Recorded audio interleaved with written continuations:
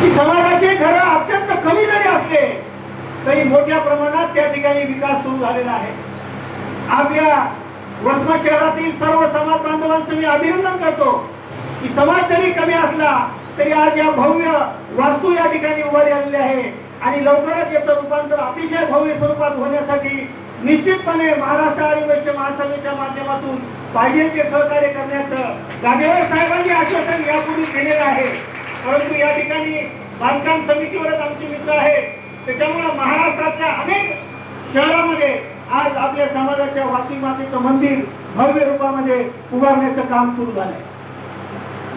नुकतीच गडचिरोली जे गाव आहे तुम्हाला माहित असेल, गडचिरोली जिल्हा आहे आणि गडचिरोली जिल्ह्यामध्ये प्रत्येक खेड्यापाड्यामध्ये सर्व तालुक्यामध्ये आपला समाज आहे, मोठ्या प्रमाणात समाज आहे.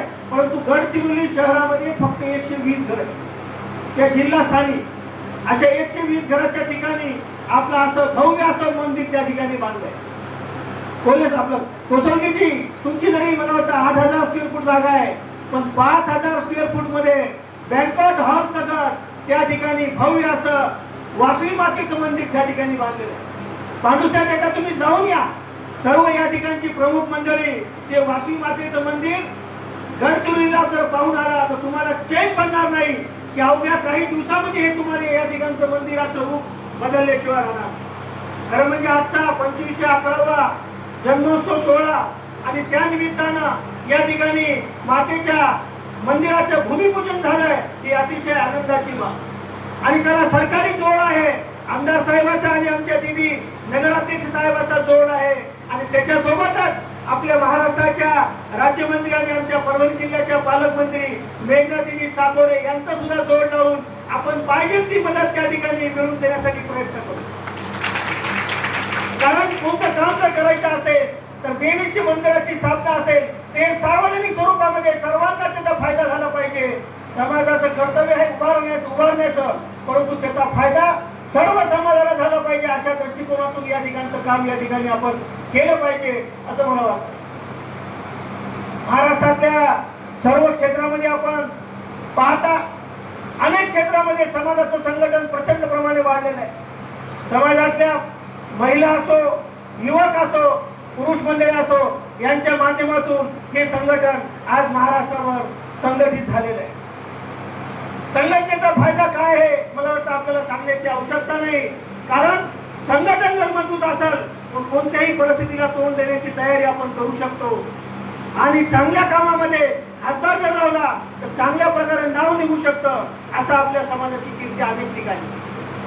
आज दिदी आमचा समाज या ठिकाणी जरी कमी असला परंतु वसमत शहराचं मुख्य मार्केट आमच्या समाजाच्या बांधवांच्या हातात आहे. म्हणजे समाजाची लोकसंख्या जरी कमी असली तर समाजाची जी पॉप्युलिटी आहे, समाजाचं काम करण्याची जी प्रवृत्ती आहे ती अशी आहे की याला असा इतका कमी समाज असा कोणी म्हणू शकत नाही. कोणी म्हणलं तर वसमत मध्ये आमचे 2-4 हजार लोक असतील असा सर्वांचा समज असतो, परंतु 2-4 हजार पेक्षा कितीतरी पटीनं आमच्या समाजाची आपल्यासाठी सेवा करण्याची प्रवृत्ती आहे. मग ते नगरपालिकेचं निवडणूक असो, आमदारकीची असो, कोणत्याही निवडणुकीमध्ये आपल्या समाजाचं सहकार्य निश्चित त्यांना असतं.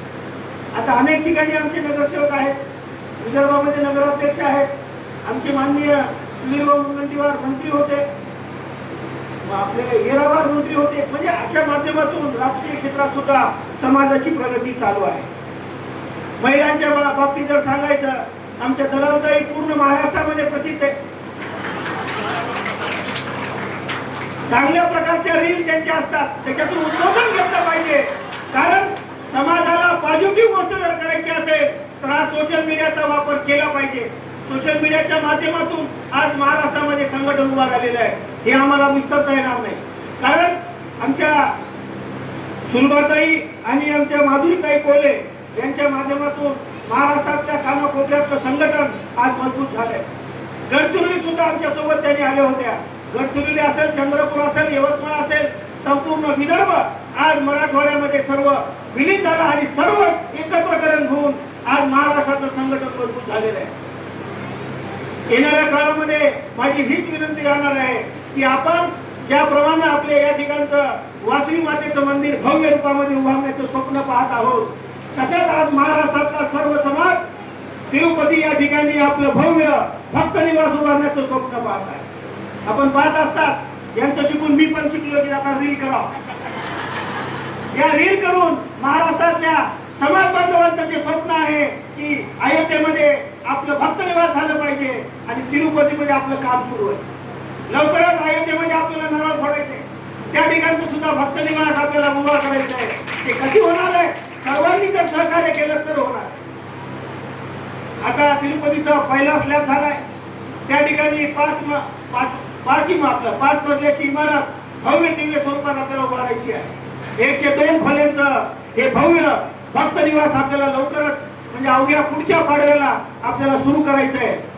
तसं या ठिकाणचं सुद्धा आपण संकल्प केला पाहिजे की जास्तीत जास्त कमी वेळेमध्ये हे मंदिर झालं पाहिजे. आता सरांनी सांगितलं, मला अध्यक्षाची परवानगी घेऊन मी सांगू शकतो. अतिशय आनंदाची बाब आहे. जोरदार टाळ्यामध्ये आपण या निर्णयाचा, आपण या घोषणेचा अभिनंदन करूया की पुढच्या वासवी जयंतीला या ठिकाणी मंदिराचं उद्घाटन होईल आणि त्या ठिकाणी वासवी मातेची स्थापना होईल. वासवी मातेच्या स्थापना झाल्याच्या नंतर तुम्ही तुमच्या गावातली प्रगती नजरेसमोरून घाला की निश्चितपणे यापेक्षाही डबल झाल्याशिवाय राहणार नाही. अशी कीर्ती, अशी ख्याती आपल्या वासवी मातेची आहे.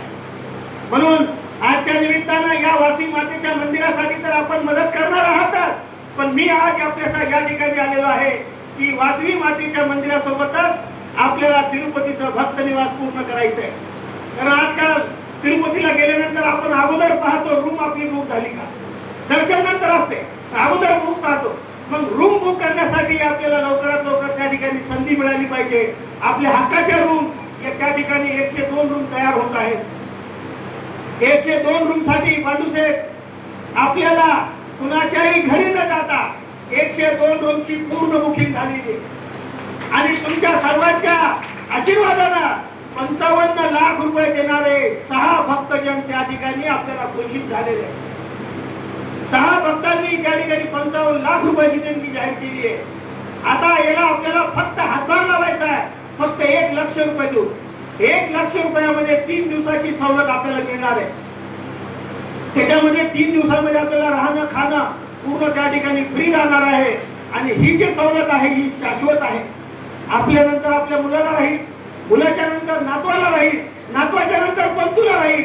अशा पद्धतीची सवलत देण्याचं हे काम महाराष्ट्र आर्यवैश्य महासभेचे अध्यक्ष नंदकुमारजी गादेवार यांच्या माध्यमातून आमची टीम करत आहे.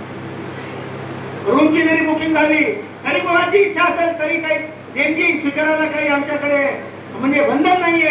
या ठिकाणच्या सुद्धा एक 2-3 रूम आपल्या बुक झाल्या, त्याच्याबद्दल मी मला अतिशय आनंद होतो. म्हणून आजच्या निमित्तानं आपण संकल्प करा, हेही मंदिर लक्षात ठेवा, समोर ठेवा आणि वासवी आपल्या तिरुपती बालाजीचं भक्त निवास ते सुद्धा आपण लक्षात ठेवून त्या मंदिराला, त्या भक्त निवासला आपण सगळ्या हाताने मदत करा हीच अपेक्षा व्यक्त करतो. आणि आजच्या निमित्ताने या ठिकाणी आपण माझा मान सन्मान केला. मला हे वाटतं की आपण व्यापारी क्षेत्रातले आहोत. ज्ञानेश्वर लक्षात घ्या, आपण व्यापारी क्षेत्रातले आहोत. व्यापार चांगला चालण्यासाठी आपण काय करतो? दुकानाची सजावट करतो. आता पांडुसेठनं भव्य रूपाचं दुकान उभा केलं. कशासाठी केलंय? की गिरायकाची सुविधा झाली पाहिजे. मग आजच्या मुलीला काय पाहिजे? आजच्या मुलीला पाहिजे पुणे शहर. त्या शिकल्यामुळं, त्यांचं शिक्षण उच्च शिक्षण झाल्यामुळं